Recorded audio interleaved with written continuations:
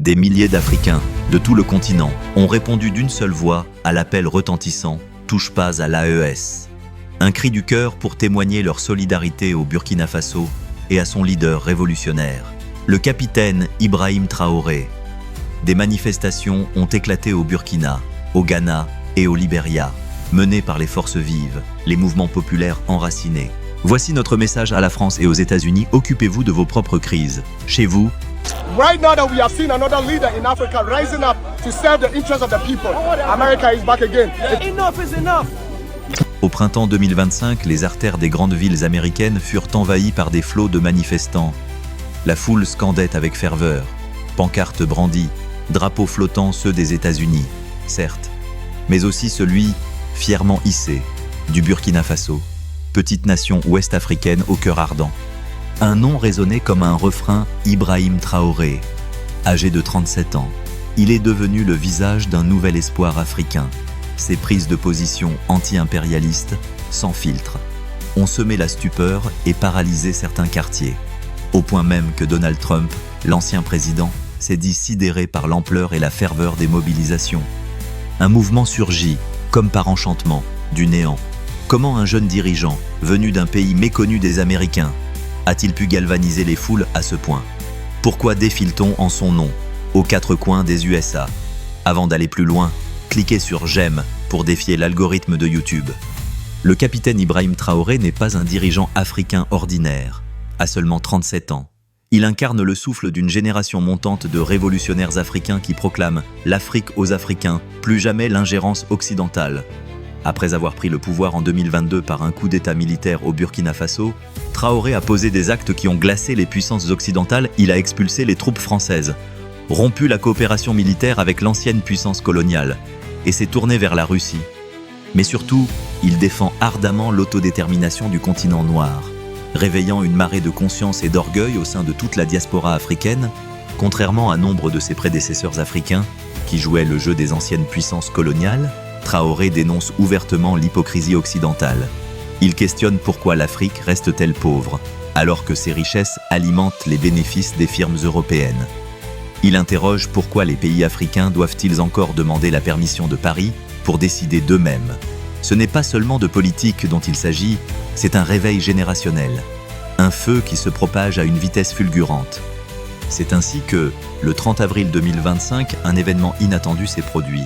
Ce qui n'était au départ qu'un mouvement de solidarité en Afrique s'est rapidement transformé en vague planétaire, gagnant les grandes métropoles des États-Unis, de l'Europe et de tous les lieux où vivent les Africains et leurs descendants. Mais ces protestations ne ressemblaient en rien à de simples marches pacifiques. C'étaient de véritables marées humaines, des mobilisations massives qui ont littéralement paralysé les routes, immobilisé le trafic et contraint l'administration Trump à sortir du silence, prise de court par l'ampleur du mouvement. Mais qu'est-ce qui a déclenché cette révolte d'ampleur mondiale? La réponse tient en une série d'événements qui se sont enchaînés à la fin avril 2025, tel un orage parfait.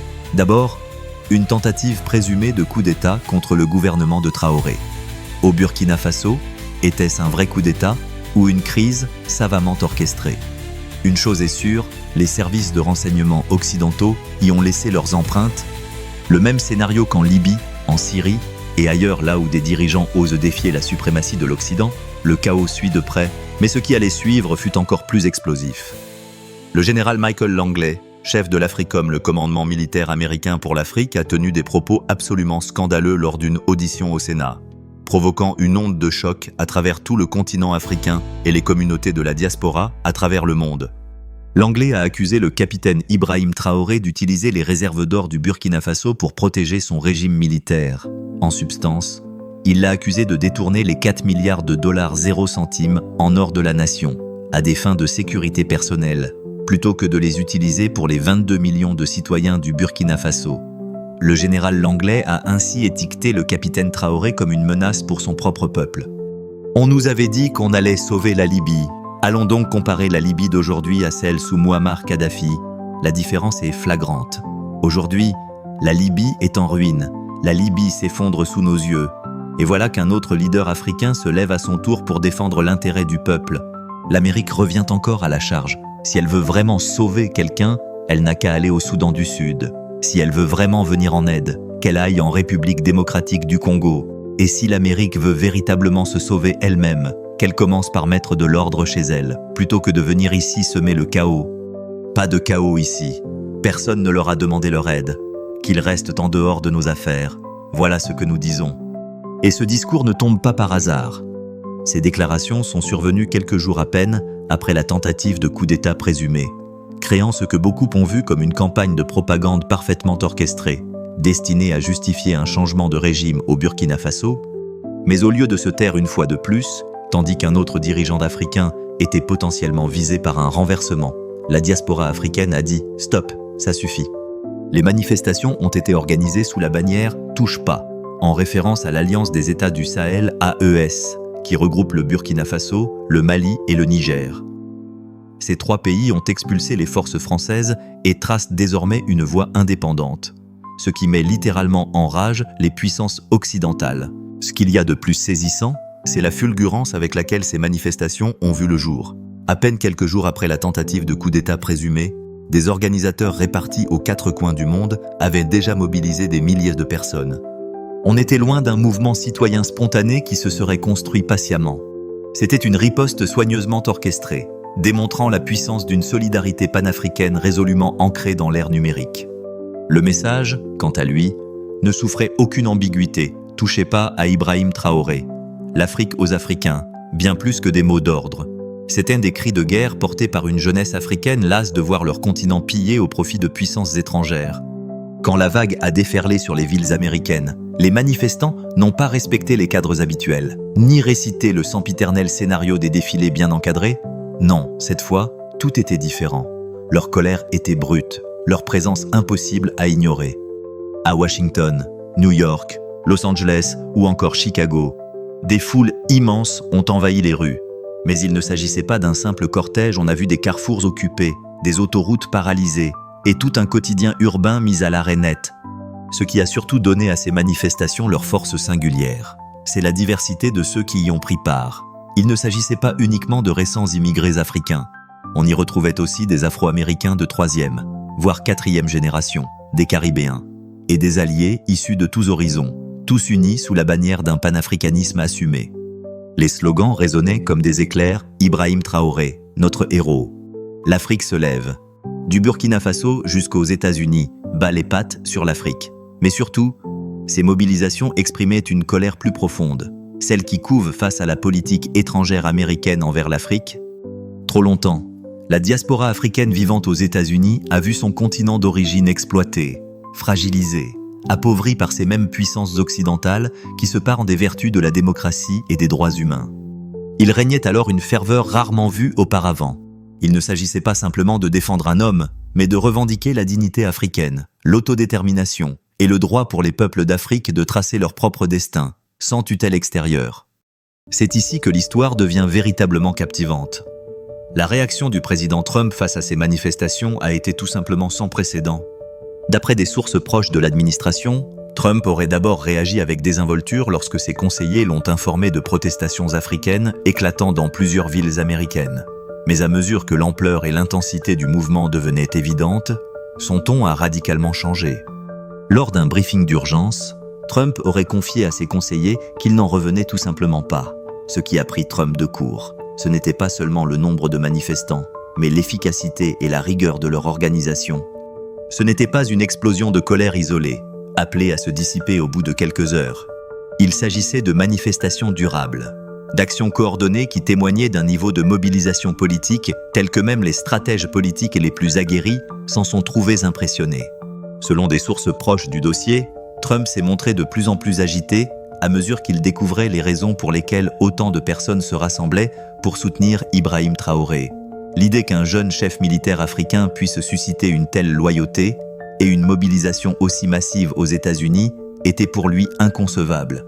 Mais ce qui a vraiment mis Trump hors de lui, c'est que les manifestants ne se contentaient pas de dénoncer les ennemis du Burkina Faso, ils s'attaquaient frontalement à la politique étrangère des États-Unis en Afrique, partout. On voyait des pancartes clamant « bas les pattes » sur l'Afrique. Pour un président obsédé par l'image de force et de maîtrise qu'il projette, voir des villes américaines paralysées par des manifestations en soutien à un dirigeant étranger qu'il ne pouvait influencer était profondément déstabilisant. Et la réponse de son administration en disait long. Au lieu des habituels tweets méprisants ou des envolées provocatrices, un silence étrange régnait sur les réseaux sociaux de Trump à ce sujet. En coulisses, toutefois, il y avait, semble-t-il, d'intenses débats sur la manière de réagir face à cette démonstration inattendue de solidarité panafricaine en sol américain. Pendant des décennies, les États-Unis ont façonné leur politique africaine sans véritable surveillance intérieure ni opposition populaire. La diaspora africaine, jusque-là, était peu structurée et focalisée sur d'autres combats. Mais ces manifestations ont bouleversé cette équation. Le département d'État a convoqué des réunions d'urgence pour évaluer ce qu'ils ont qualifié de mobilisation sans précédent de la diaspora autour des enjeux africains. L'inquiétude n'était pas seulement liée à la rue, mais à ce qu'elle symbolisait. Des experts chevronnés de la politique étrangère, spécialistes de l'Afrique, se sont soudain retrouvés confrontés à une opposition intérieure organisée, informée et émotionnellement engagée, dotée de moyens logistiques capables de faire dérailler la routine institutionnelle. Des think tanks et organismes d'influence, habitués à traiter des questions africaines dans le secret des colloques fermés, ont vu leurs événements perturbés, leurs experts pris à partie et leurs recommandations remises en question par des militants passionnés et avertis. Des institutions telles que The Africa Society, le Council on Foreign Relations et autres piliers de l'establishment ont dû faire face à un niveau d'engagement public sur les questions africaines jamais observé. Jusqu'alors, nous n'avons pas l'habitude de voir des communautés engagées, structurées et vocales s'exprimer sur notre politique africaine, a reconnu un ancien responsable du département d'État. Cela change complètement la donne. Mais ces manifestations ont également mis au jour une gêne profonde au sein de l'appareil diplomatique, le décalage criant entre les valeurs que l'Amérique proclame haut et fort et ses pratiques concrètes sur le continent africain. Quand les manifestants scandaient leur soutien à la démocratie tout en dénonçant l'appui américain aux tentatives de coup d'État, ils mettaient à nu des contradictions habituellement diluées dans le langage feutré des notes diplomatiques et rapports techniques. Mais les manifestants avaient-ils raison d'agir ainsi ? Eh bien, depuis des décennies, les puissances occidentales ont conservé leur emprise sur l'Afrique par ce qu'on appelle le néocolonialisme. Exploitation économique, ingérence politique et intervention militaire se sont succédées sous couvert d'aide ou de partenariat. La France, en particulier, a maintenu une poigne de fer sur ses anciennes colonies à travers le système monétaire du franc CFA et un réseau de bases militaires à travers le continent. Mais aujourd'hui, un changement profond s'amorce. Une nouvelle génération de dirigeants africains émerge, qui rejettent catégoriquement l'ordre néocolonial. Et ce mouvement dépasse les frontières du Burkina Faso, le Mali et le Niger, suivent une voie similaire. Et bien d'autres pays africains observent attentivement, en envisageant leurs propres options. La manifestation du 30 avril a démontré que cet éveil africain possède un ancrage puissant au sein de la diaspora. Les dizaines de millions de personnes d'origine africaine vivant aux États-Unis, en Europe et dans d'autres pays occidentaux ne sont plus de simples spectateurs des combats du continent.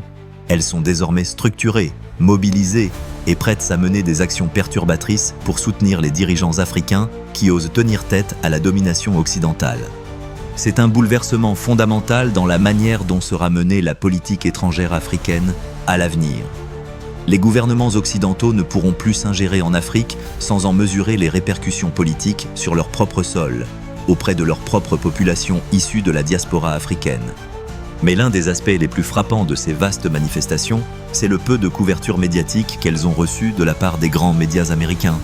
Malgré la paralysie de grandes autoroutes, la perturbation de plusieurs grandes villes, et ce qui fut l'une des plus importantes mobilisations panafricaines de l'histoire récente, la plupart des grands médias ont soit complètement ignoré l'événement, soit l'ont traité de manière superficielle.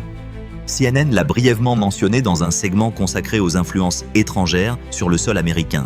MSNBC, quasi silence radio. Et Fox News s'est surtout focalisé sur les embouteillages et les drapeaux étrangers brandis dans les rues américaines. Cette forme de blackout médiatique n'avait rien d'un hasard. Les médias traditionnels américains ont historiquement montré peu d'intérêt pour l'Afrique, sauf en cas de catastrophe, de conflit ou d'intervention occidentale. Les récits positifs de résistance africaine, d'autonomie politique ou de leadership africain sont rarement relayés dans les circuits médiatiques classiques. En revanche, les médias alternatifs ont explosé. Journalistes indépendants, médias de la diaspora africaine, influenceurs sur les réseaux sociaux, tous ont assuré une couverture riche et continue là où les grands médias ont échoué. Des chaînes YouTube, Des directs Instagram, des vidéos TikTok et des podcasts indépendants ont offert à ces manifestations la couverture qu'elles méritaient. Dans bien des cas, cette couverture alternative s'est révélée plus fouillée, plus pertinente que ce que produisaient les grands organes de presse traditionnels. Des vidéos des manifestations sont devenues virales sur les réseaux sociaux, avec des hashtags comme #HandsOffAfrica ou Africa Rising qui ont dominé les tendances pendant plusieurs jours. Le contraste entre l'engagement sur les réseaux sociaux et le silence des médias traditionnels était flagrant et révélateur. Cette dynamique médiatique a mis en lumière une vérité essentielle. La diaspora africaine n'a plus besoin des médias dominants pour raconter son histoire ou pour définir ses luttes. Elle possède désormais son propre écosystème médiatique, capable de former l'opinion, de coordonner l'action, et ce, indépendamment des gardiens habituels de l'information. Les manifestations aux États-Unis s'inscrivaient dans un mouvement mondial bien plus vaste. Le 3 avril 2025, des milliers de personnes ont défilé à Ouagadougou, la capitale du Burkina Faso, brandissant des drapeaux russes et burkinabais, scandant « Vive Traoré ». Des manifestations similaires ont eu lieu au Ghana, au Libéria et à Londres, où des manifestants se sont rassemblés devant l'ambassade des États-Unis pour dénoncer les propos de l'anglais et la tentative présumée de coup d'État. Ces rassemblements étaient une riposte directe à l'ingérence perçue des puissances occidentales dans les affaires africaines. Traoré étant perçu comme un rempart contre le néocolonialisme. Sur les réseaux sociaux, des utilisateurs africains et de la diaspora ont vivement critiqué la politique américaine et française. L'un écrivant « L'Occident ne déteste pas les dictateurs, il déteste ceux qui refusent l'exploitation ». Un autre ajoutait « Traoré poursuit l'héritage de Sankara, voilà pourquoi ils ont peur ». Ces messages résonnaient profondément avec l'état d'esprit des manifestants américains, qui percevaient leur combat comme une lutte plus large pour la justice et l'émancipation africaine. Le hashtag #HandsOffAfrica est devenu viral à l'échelle mondiale, unissant les militants de plusieurs continents. En Europe, notamment à Londres, les protestations faisaient écho à celles des États-Unis. Le 30 avril, des centaines de personnes se sont rassemblées devant l'ambassade américaine, avec des pancartes disant « Arrêtez de déstabiliser l'Afrique ». Des vidéos de l'événement montraient des orateurs rendant hommage au courage de Traoré et appelant à la levée des sanctions occidentales contre le Burkina Faso. Cette solidarité internationale a amplifié les manifestations américaines, leur conférant un souffle nouveau et une légitimité mondiale. Mais le succès de la manifestation du 30 avril n'a pas seulement eu un impact sur la politique intérieure américaine. Il a provoqué un véritable malaise dans les capitales occidentales. À Paris, les autorités ont suivi avec inquiétude l'émergence de mouvements similaires dans les communautés diasporiques africaines. Le mouvement s'est étendu à Londres, Bruxelles, Berlin et d'autres grandes villes européennes abritant d'importantes communautés africaines. Pour les gouvernements européens, qui dépendent depuis des décennies des ressources africaines et de dirigeants africains dociles, la menace d'une opposition diasporique organisée représentait une nouvelle donne redoutable. Le président français Emmanuel Macron aurait tenu des réunions d'urgence avec ses conseillers au sujet de la capacité du dirigeant burkinabé à susciter une mobilisation bien au-delà des frontières de son pays. Les protestations ont également eu un impact direct en Afrique. Face à cette solidarité mondiale, les populations africaines dans d'autres pays ont commencé à se demander pourquoi leurs propres dirigeants ne prenaient pas position contre l'ingérence occidentale. Au Ghana, au Nigeria, au Sénégal et dans d'autres pays d'Afrique de l'Ouest, des organisations de la société civile ont organisé leurs propres événements de solidarité. Mais surtout, ces mobilisations ont montré que l'époque où les puissances occidentales pouvaient discrètement orchestrer des changements de régime en Afrique était révolue.